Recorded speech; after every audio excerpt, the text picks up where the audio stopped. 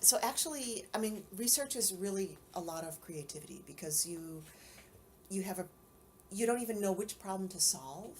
That a lot of times you have skills, but you don't necessarily know how to use them to solve a relevant problem. Mm. So it's important to come up with a problem that to solve that is important. Mm.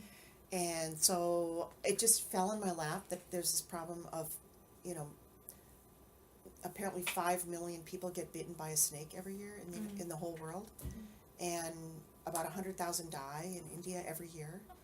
So it's a real problem, and you know, so it was fascinating to me even to go through the process of finding this project. Mm. I read about it on Yahoo News, and then I thought I can. So I think it's really important for people to go look outside their own field, and then think about how they can use their skills to help solve a problem in somebody else's field. Mm-hmm. So because those people are not thinking the way we do, and we don't necessarily know about the problems that they have, so it's important to put those two together, and then you discover the problems that other people have that you can solve with your skills. We have an inside joke. It's not all that inside, but we say that's why they call it research, because you are always having to repeat things. Stuff doesn't work, something goes wrong, you make a false step, you know, at the last minute, and then you have to repeat the whole thing. That's typical. So yeah, I mean, then you have to reorganize your whole schedule and find another way to get it done. So actually, one of my favorite phrases in my lab is, I want you to make all your mistakes here, and then you go out there and make us proud. I want them to succeed. So I want them to fail all their failures in my lab class, and then I'm there to help them learn.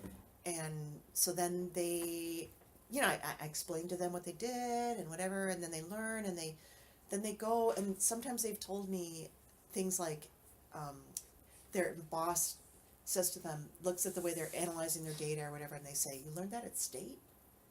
Amazing!" Like they're so impressed with that, they learned how to be a scientist here. Very satisfying.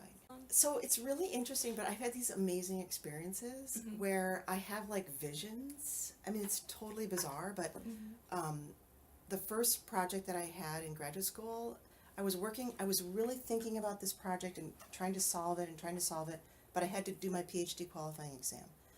So I was working on something completely unrelated to my research, and I had this vision. I mean, I had this like this molecule.